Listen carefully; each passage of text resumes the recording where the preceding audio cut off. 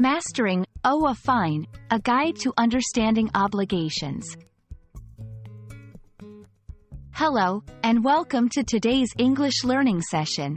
In this video, we're diving into the phrase, a fine.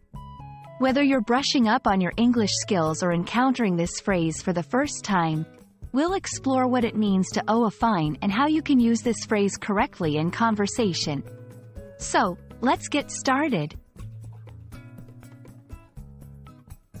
The phrase, owe a fine, consists of two parts, owe and a fine. To owe means to be in debt or to have an obligation to pay or return something. A fine is a penalty, often in the form of money, imposed for breaking a rule or law. When combined, if you owe a fine, you are required to pay a certain amount of money because you have violated a rule or regulation. You might owe a fine in various situations. Traffic violations, if you're caught speeding or parking illegally. Library charges, when you return a book late. Legal penalties, for more serious infractions beyond daily inconveniences. Understanding the context is crucial because it informs why the fine is imposed and how you should respond.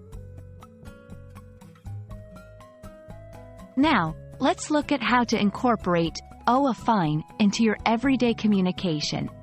Here are a few examples. I owe a fine for returning my library books late.